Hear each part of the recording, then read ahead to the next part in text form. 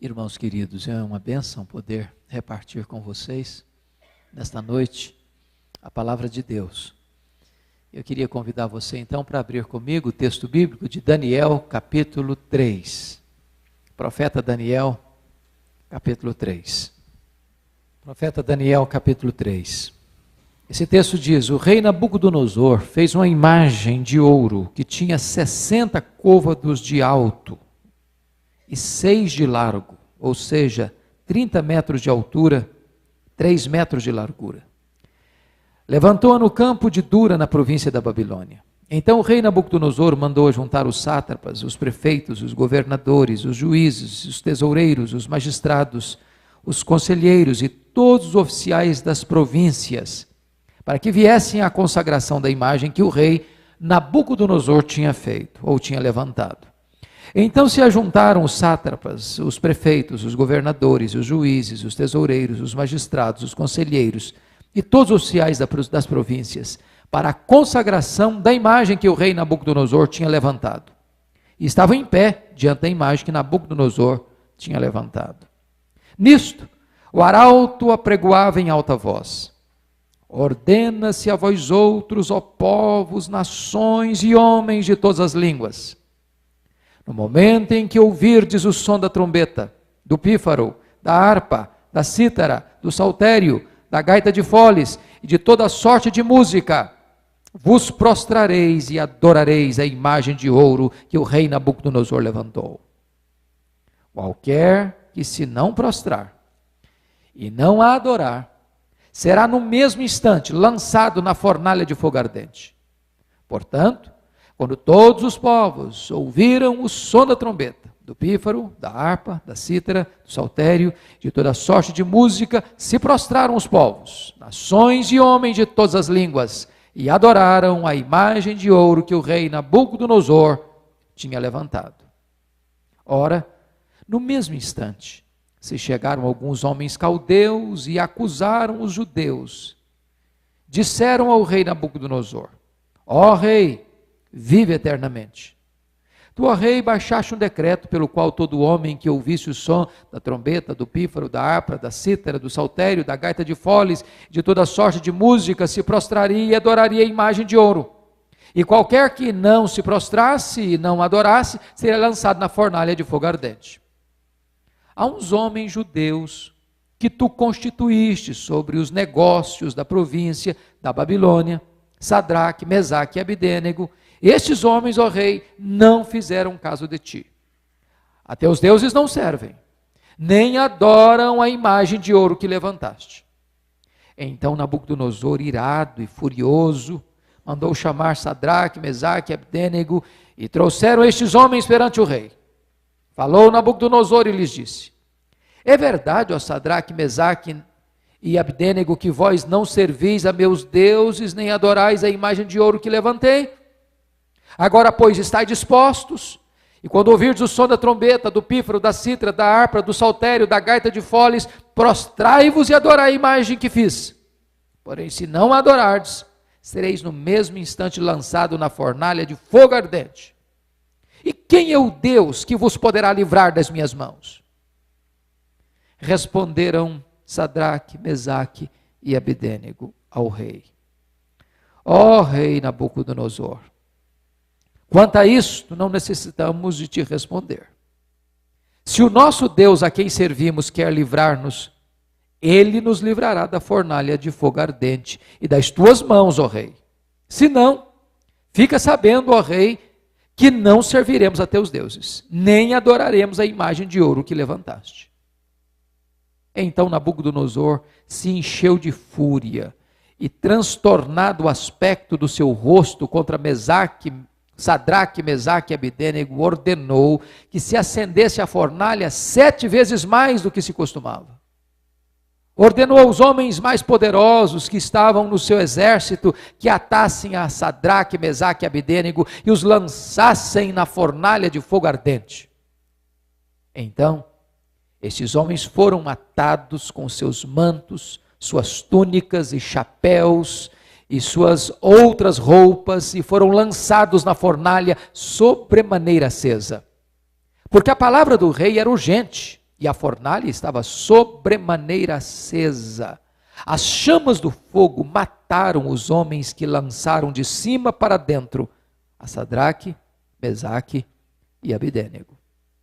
Estes 3 homens, Sadraque, Mesaque e Abidênego, caíram atados dentro da fornalha sobremaneira acesa. Então o rei se espantou, se levantou depressa e disse aos seus conselheiros: não lançamos nós 3 homens atados dentro do fogo? Responderam ao rei: é verdade, ó rei. Tornou ele e disse: eu, porém, vejo 4 homens soltos que andam passeando dentro do fogo, sem nenhum dano. E o aspecto do quarto é semelhante a um filho dos deuses.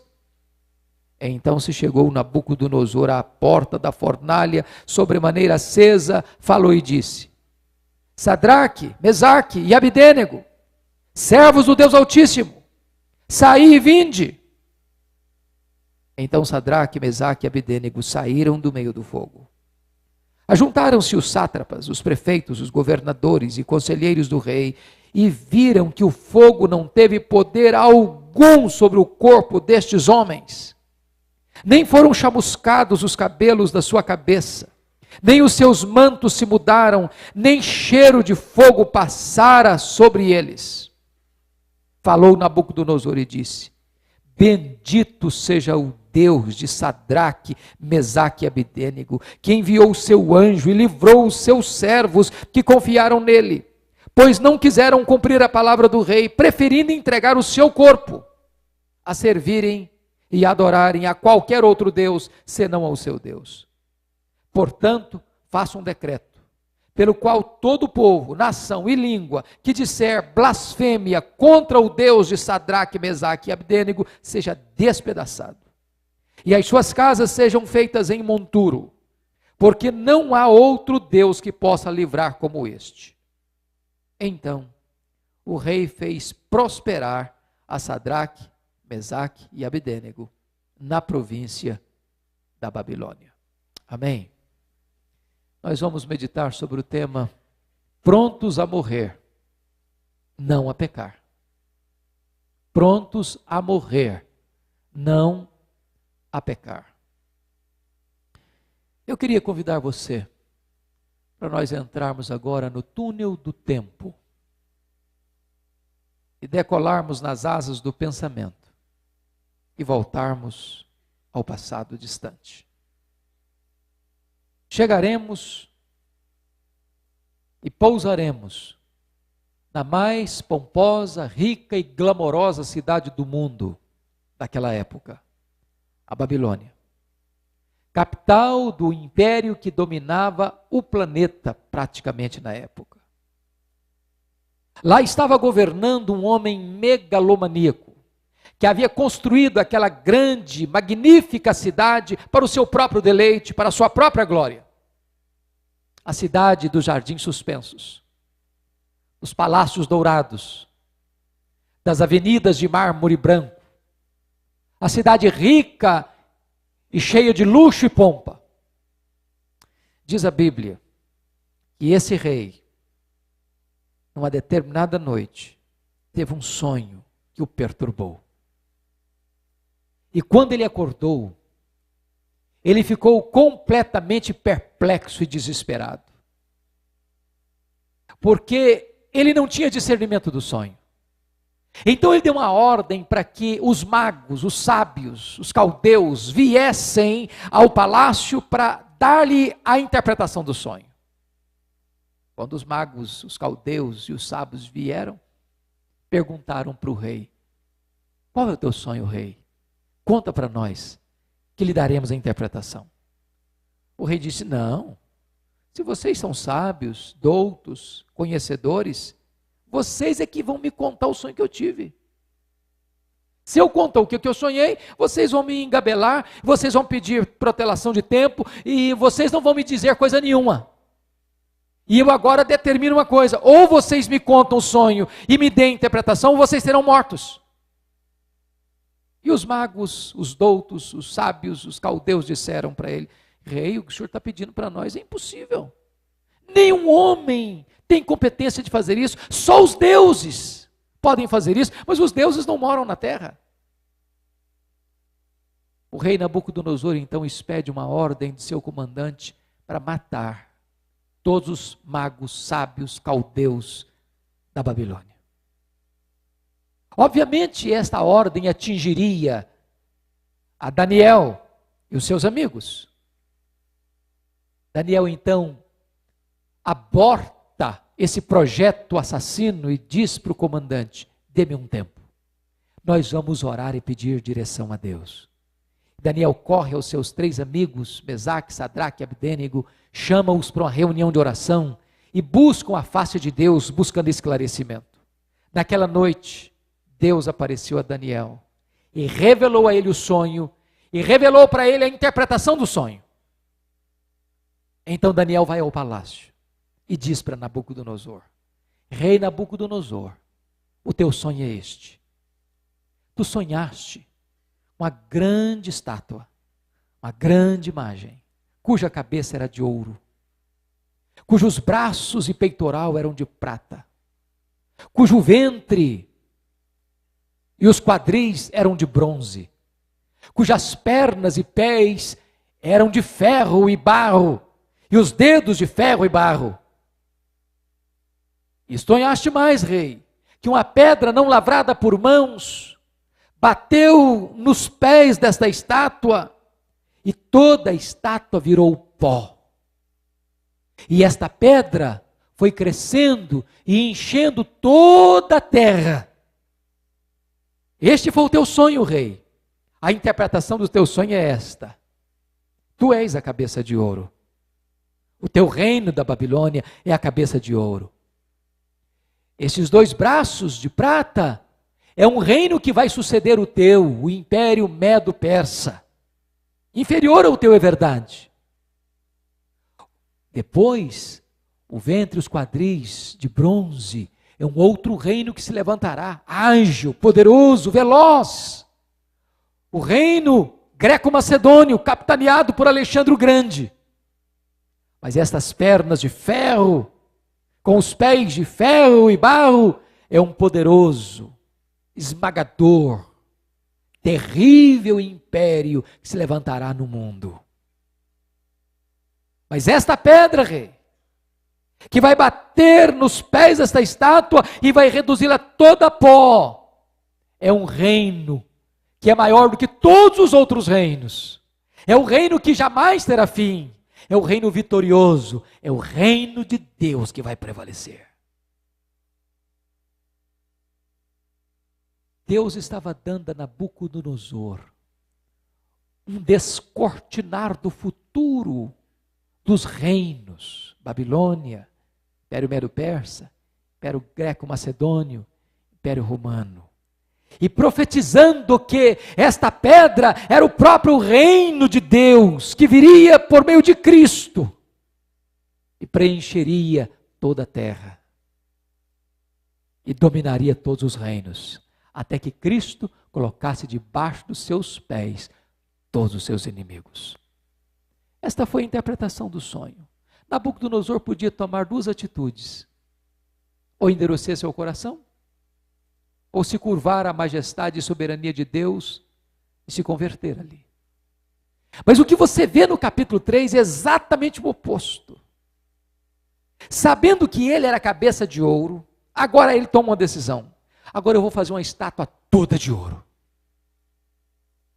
de 30 metros de altura, de 3 metros de largura. Porque esta imagem não era apenas para a adoração dos deuses da Babilônia, esta imagem era para a sua autoadoração. E este rei queria então que todos os súditos do seu reino se curvassem no dia da dedicação da estátua e adorassem a estátua e adorassem todos os deuses da Babilônia. O decreto foi mandado pelos seus líderes. Bandas de música por todos os recantos do império repicavam seus instrumentos, até que chega o dia da dedicação. E de repente chegam alguns caldeus que foram alvos da oração desses judeus, porque foram esses judeus os instrumentos de Deus para que eles não fossem mortos. E agora, por inveja, porque o rei havia constituído esses 3 moços como líderes das províncias da Babilônia, e chegam dizendo assim: olha, rei, a ordem é universal, a ordem é para todo mundo, e eu quero dizer uma coisa para o senhor: tem alguns judeus aí que não fizeram caso de ti, que desrespeitaram a tua ordem, e que se recusam a te adorar e adorar a imagem que tu levantaste e os deuses da Babilônia. E esses judeus são Mesaque, Sadraque e Abidênego. Diz a Bíblia que Nabucodonosor fica furioso. Ele era o homem mais poderoso do mundo. E ele manda chamar aqueles 3 judeus. E confronta-os. É verdade, ó Mesaque, Sadraque, Abidênego, que vós não atentaste para as minhas ordens, que não se curvaram diante da imagem que eu levantei. Agora vocês estão dispostos? Porque se vocês não estiverem dispostos, vocês serão lançados na fornalha de fogo ardente. E eu vou lhes fazer uma pergunta: quem é o Deus que pode livrar vocês das minhas mãos? Foi nesse momento que esses 3 jovens judeus responderam de forma magnífica: ó rei Nabucodonosor, quanto a isso nós nem precisamos te responder. Se o nosso Deus quiser nos livrar, Ele tem poder para nos livrar. Mas se não, fica sabendo, ó rei, que nós não vamos nos curvar e nós não vamos adorar a imagem de ouro que tu levantaste. O rei ficou muito furioso e, de forma insana, mandou aquecer a fornalha 7 vezes mais. Não era preciso. E a fornalha já era o regime de pena capital na Babilônia. Mas o ódio, destempero emocional, não tem racionalidade. E diz a Bíblia que outra forma absurda é que ele vai pegar os soldados mais fortes, truculentos, para amarrar 3 moços piedosos, que não oferecia nenhuma resistência de integridade física às autoridades presentes. E outra insanidade é que mandam amarrar suas roupas, suas túnicas, seus chapéus e tudo que eles têm, juntos, amarrados, atados e jogados lá dentro daquela fornalha, aquecida 7 vezes mais. Foi quando o rei, então, de repente, num relance, olha para dentro da fornalha e vê algo estranho.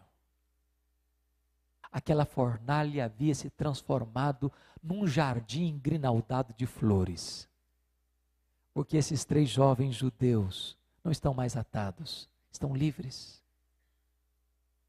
Não estão mais incinerados, estão passeando. E mais, não estão sozinhos. Tem um 4º homem dentro da fornalha com eles.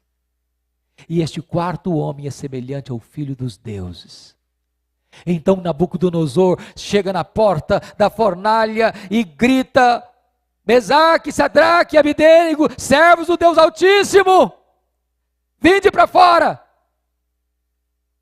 E o mesmo rei que determinara e baixara um decreto e um edito ordenando que se adorasse a imagem de ouro, agora baixa um outro edito e um outro decreto, que qualquer pessoa no império que blasfemasse contra o Deus de Mesaque, Sadraque e Abidênego deveria ser morto e a sua casa desamparada.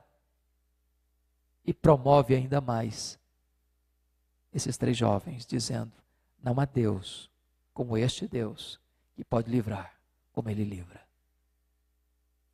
Eu queria trazer aqui algumas lições para nós à luz desse texto. Primeira lição, queridos irmãos, é a prova.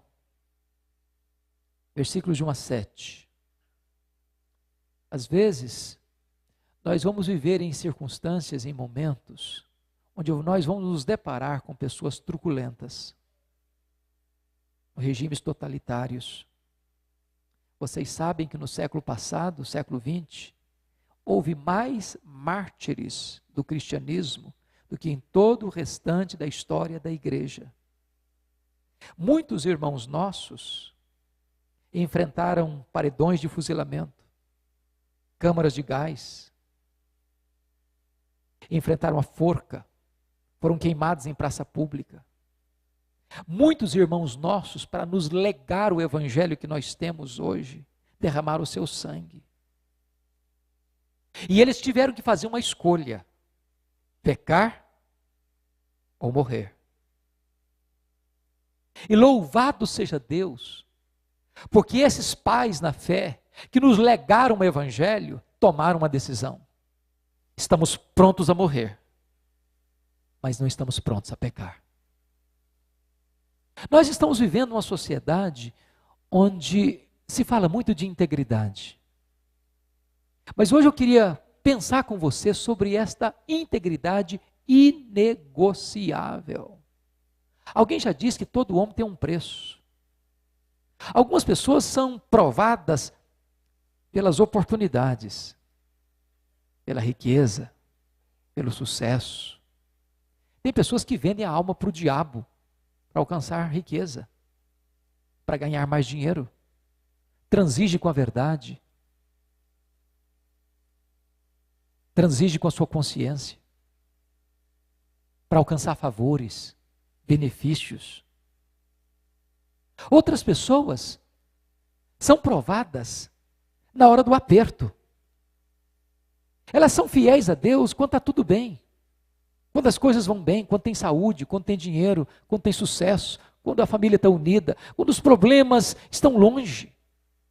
Mas esses moços aqui, que já foram arrancados da sua casa, da sua pátria, da sua cidade, como escravos, que já tinham demonstrado fidelidade na pobreza e agora que tinham sido guindados a uma posição de comando na Babilônia, como líderes de províncias, agora eles permanecem íntegros de forma inegociável, tanto na pobreza quanto na riqueza, tanto na fartura quanto na escassez. Eu pergunto a você, qual é o grau da sua integridade a Deus? Até que ponto você é íntegro? Como é que você reage quando você é seduzido por amigos, por circunstâncias, por vantagens, por ofertas sedutoras? Até onde vai a sua postura de preferir a morte do que o pecado?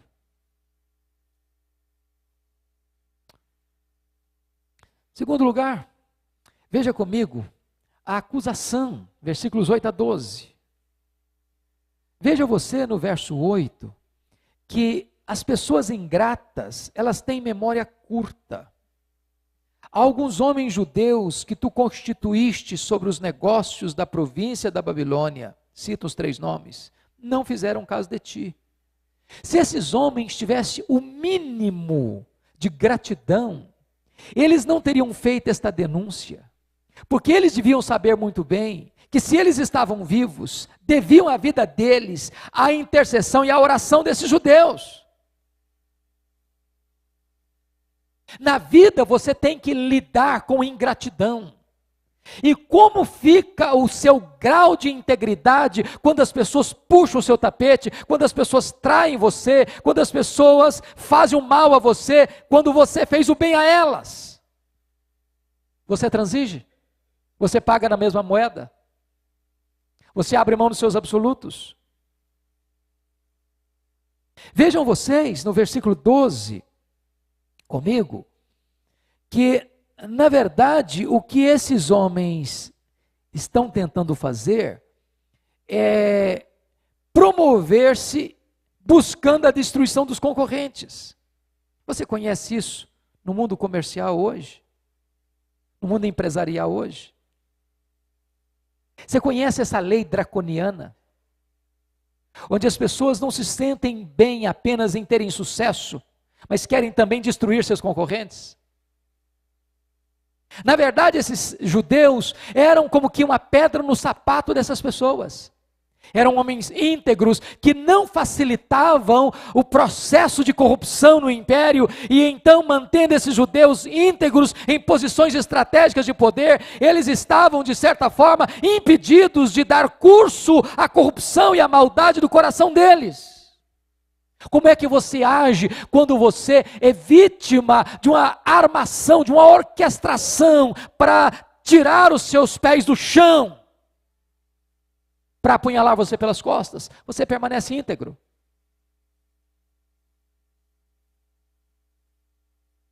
As pessoas fiéis entendem que fidelidade é uma questão inegociável. Sabem por quê? Porque fidelidade a Deus é mais importante do que a preservação da própria vida. Nós estamos prontos a morrer, mas não estamos prontos a abrir mão dos nossos valores, dos nossos princípios. Você já pensou se nós tivéssemos esta ética robusta na escola, na universidade, no namoro, no casamento, nas transações comerciais, na nossa lida doméstica, nas nossas relações eclesiásticas, no universo político? Deus quer um povo que tenha uma integridade inegociável, que seja pronto a morrer, mas não a pecar. Na verdade, o que eu noto nesse texto, que a lição principal desse texto não é o livramento miraculoso. Para mim, a lição principal desse texto é a fidelidade inegociável. Talvez o milagre da fidelidade inegociável seja um milagre mais esplêndido e exponencial do que o próprio fato do quarto homem estar naquela fornalha para livrá-los do fogo e das amarras.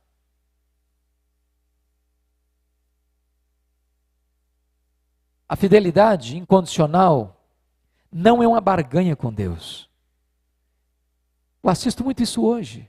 Se Deus me abençoar, se Deus me der saúde, se Deus me der prosperidade, então eu vou ser fiel nos dízimos.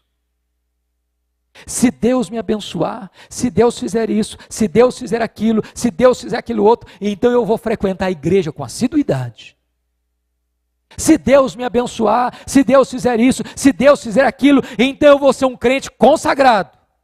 São como Jacó. Jacó, quando estava lá em Betel, fugindo da sua casa, ele disse: se Deus me abençoar, se Deus for comigo, se eu for próspero, se acontecer isso, se acontecer aquilo, então eu pagarei o dízimo. Isso é barganha. Isso é negócio. A questão é, você está pronto a ser íntegro? Você está pronto a ser fiel a Deus? Mesmo que você esteja dizendo: Deus pode até não me livrar, e eu posso ir para a fornalha, mas eu não negocio a minha consciência. Eu não sirvo a Deus por aquilo que Deus dá, eu sirvo a Deus por quem Deus é. É no caráter de Deus que eu me estribo. É na fidelidade de Deus que eu me coloco. Quantos de vocês assistiram o filme O Advogado do Diabo? Acho que todos. Vocês percebem como o diabo é sutil? A Bíblia diz que nós temos que ficar precavidos em relação às ciladas do diabo. A palavra cilada lá no grego é a palavra metodeia, de onde vem a palavra métodos, estratagemas, esquemas. Talvez, depois de Deus, ninguém conheça a sua vida mais do que o diabo. Ele fica rodeando você 24 horas por dia, não tira férias, não descansa, não dorme. Buscando uma brecha, buscando um flanco, buscando uma oportunidade. Talvez você seja até uma pessoa robusta na sua ética em determinadas áreas. Talvez em relação a dinheiro você seja totalmente confiável. Pode entregar R$1 milhão na sua mão e você vai dar conta de cada centavo. Você pode estar passando aperto, que você não lança a mão daquilo que não é seu. Mas talvez na área do sexo, você é absolutamente fraco. Você não consegue resistir. E o diabo que ciranda e circunda, e olha e vigia, e procura uma brecha, ele vai criar situações, ele vai criar momentos, ele vai criar circunstâncias, ele vai colocar pessoas sedutoras à sua volta, ele vai tentar você de todas as maneiras, para ver se você negocia o inegociável. E esses 3 moços tomaram a decisão. Nós estamos prontos a morrer, mas nós não estamos prontos a pecar. Ceder à pressão da maioria pode destruir sua vida mais do que o fogo da fornalha. Meus irmãos, nós estamos falando de um império. E pelo que nos consta, possivelmente apenas esses 3 moços e Daniel, que estava talvez numa viagem num outro canto do império, foram vozes dissonantes. Eu fico imaginando o que é um jovem universitário numa classe, onde todos os seus colegas não têm temor de Deus, não conhecem a Deus, e como esse jovem vai se posicionar com pureza. Como é que vai dizer não à sedução do mundo? Quando eu estava com os filhos em Vitória, na escola 2º grau, uma coisa me perturbava a alma. Era muito raro o dia que eu ia ao Colégio Darwin, em Vitória, que não tinha 2, 3 carros de som na porta da escola, panfletando os estudantes para show, para baile, para show e tudo enquanto é coisa que você possa imaginar. Como é que fica um jovem crente que vê os seus colegas indo para um baile, para uma boate, bebendo, fazendo e acontecendo, e ele se posicionar firmemente?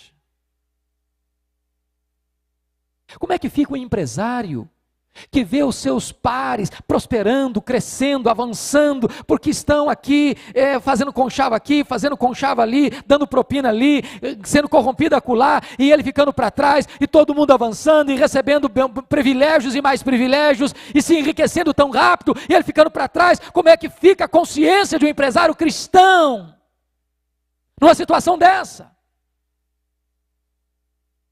Todo mundo está fazendo, é a maioria esmagadora, só eu estou ficando para trás, estou ficando um careta, estou ficando um quadrado, estou ficando desatualizado, eu estou me tornando um ET no meio em que eu vivo.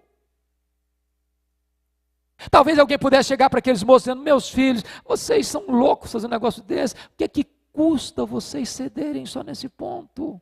Vocês são tão jovens, vocês podem influenciar esse império, vocês podem abençoar essa nação, ceda só um pouquinho, isso é estratégico, não vai custar nada, Deus sabe o coração de vocês.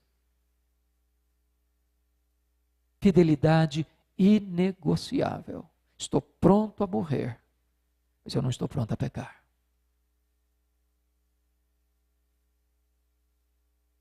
Deixa eu dizer uma coisa para você. Vamos ver em terceiro lugar a firmeza desses moços. Eu quero dizer uma coisa muito importante aqui para você. Você não foi chamado para ser advogado de Deus. Você foi chamado para ser testemunha de Deus. Quando Nabucodonosor perguntou para eles assim: e que Deus é que pode livrar vocês da minha mão? Eles podiam fazer uma apologia de teologia sistemática ali. Olha, rei, se eu quero saber, senta aqui que eu vou dar uma aula para o senhor quem é Deus. Eu vou primeiro dar os atributos incomunicáveis de Deus. O senhor sabe que Deus é autoexistente, que Deus é infinito, que Deus é imenso, que Deus é eterno, que Deus é imutável, que Deus é onipotente, que Deus é onipresente, que Deus é onisciente. Eles podiam fazer um estudo completo da teologia ali e dar uma aula para o rei sobre o Deus deles. Eles não fizeram nada disso. Eles não estavam ali para defender Deus. Estavam ali para serem testemunhas de Deus. Deus não precisa de defesa. Deus precisa de testemunhas. E a palavra testemunho, você sabe disso, na palavra grega é a palavra mártir. De onde vem a nossa palavra portuguesa mártir? Uma testemunha é alguém que está pronto a morrer, não a pecar. Agora notem vocês, você deve ter uma fé robusta, mas uma fé sem arrogância. Versículo 17 e 18, notem vocês, se o nosso Deus a quem servimos quer livrar-nos, Ele nos livrará da fornalha, de fogo ardente e das tuas mãos, ó rei. Se não, fica sabendo, ó rei, que não serviremos aos teus deuses, nem adoraremos a imagem de ouro que levantaste. Porque tem muita gente hoje que, em nome de uma fé robusta, estão hoje com presunção. Eu decreto que eu não vou morrer. Está amarrado essa fornalha quente aí. Eu proíbo que me lancem na fornalha.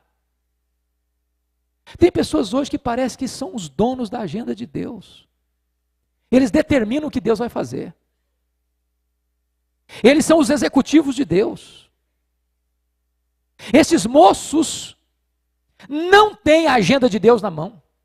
Eles não sabem o que Deus vai fazer. Eles sabem que Deus pode fazer. Que Deus tem poder para livrar. Mas se Deus não livrar, eles não vão negociar a verdade. Eles não vão vender a consciência. Eles preferem morrer a pecar.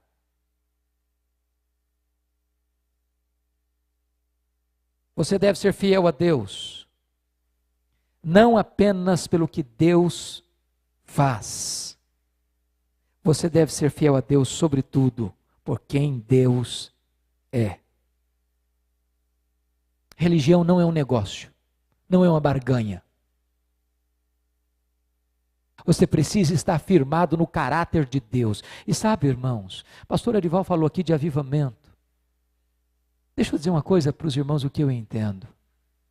Eu acho que um dos escritores mais oportunos do século passado foi A.W. Tozer.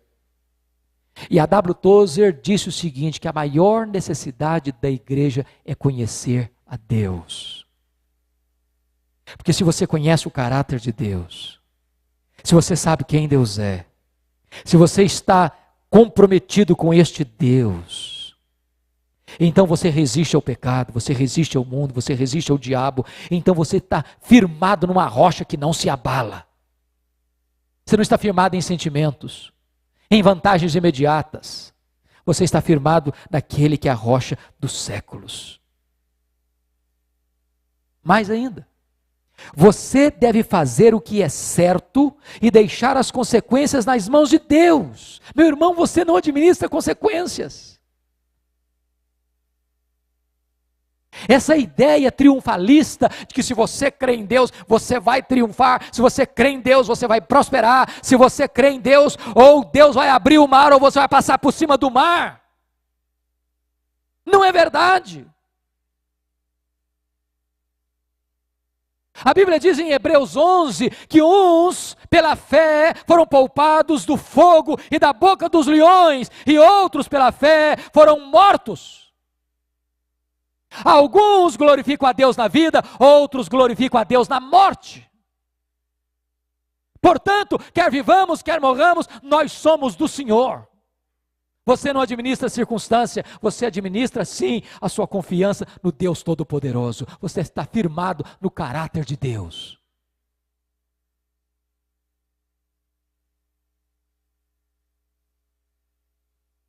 Quarto lugar vem a libertação, versículos 19 a 25. E o que me impressiona é que Deus às vezes não nos livra dos problemas, mas Deus nos livra nos problemas. Deus não impediu a fabricação da imagem. Deus não impediu que Nabucodonosor baixasse esse edito. Deus não impediu que Nabucodonosor acendesse a fornalha. Deus não impediu que Nabucodonosor aquecesse a fornalha 7 vezes mais. Deus não impediu que aqueles judeus fossem amarrados. Deus não impediu que aqueles judeus fossem jogados na fornalha. Mas quando estava numa situação irremediável, porque as próprias pessoas que jogaram os judeus morreram pelo calor do fogo, Deus os livrou no fogo. Deus transforma um instrumento de morte em instrumento de livramento. Notem isso. O fogo os libertou das amarras e Deus os libertou do fogo. O fogo só queimou as cordas que os prendia. O fogo os libertou. O que é impressionante é que de repente aquela fornalha se transforma num parque, cheio de flores, de relva verde. E não diz a Bíblia que eles estavam lá com medo, eles estavam passeando.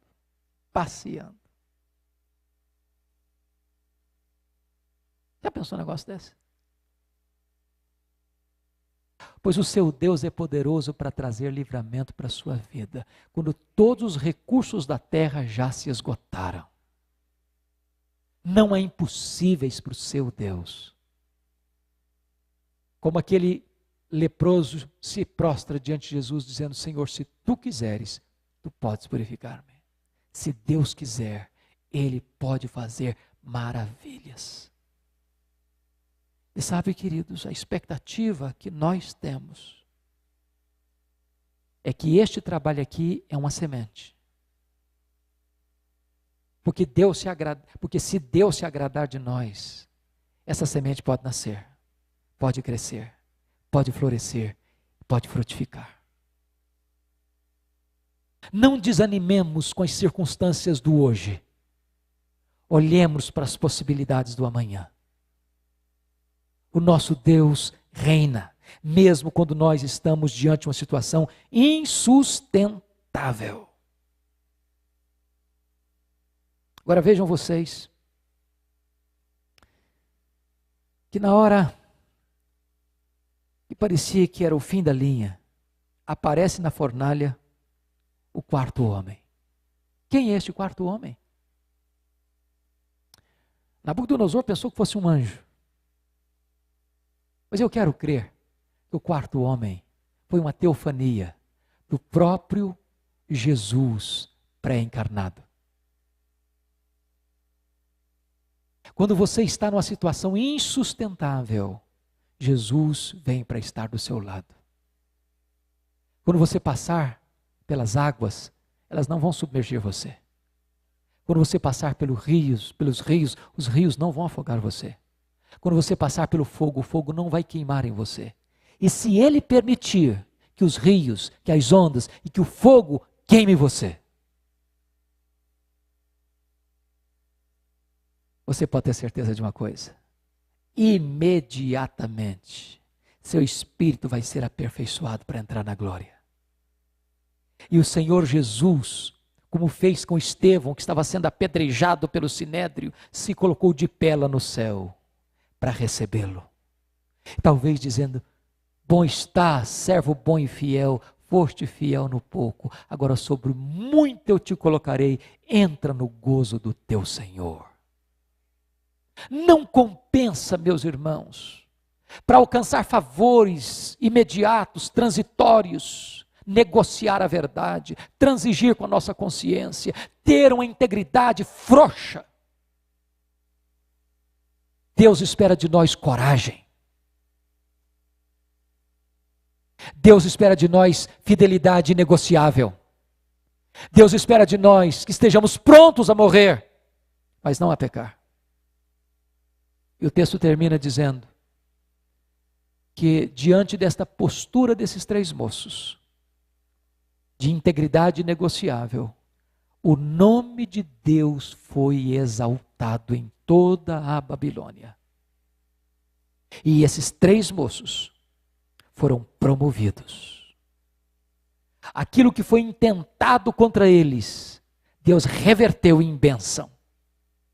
Porque Deus é o seu escudo e o seu protetor.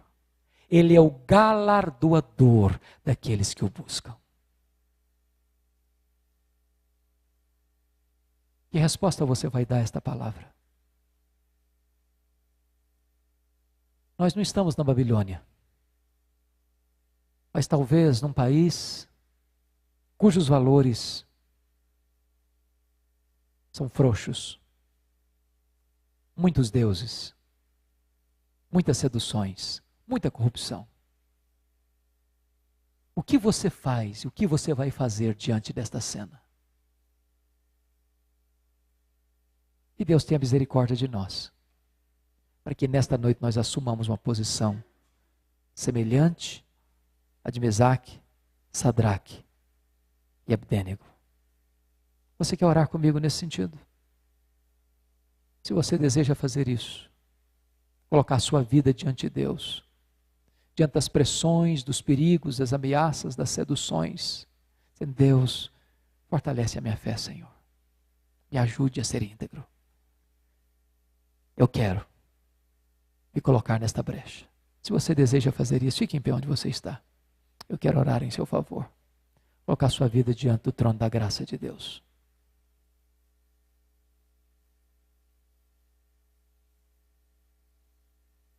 Obrigado, Deus, pela tua palavra, porque ela é viva, porque ela é poderosa, porque ela nos instrui, porque ela nos exorta, porque ela nos dá diretriz, porque ela nos aponta o caminho, porque ela é lâmpada para os nossos pés.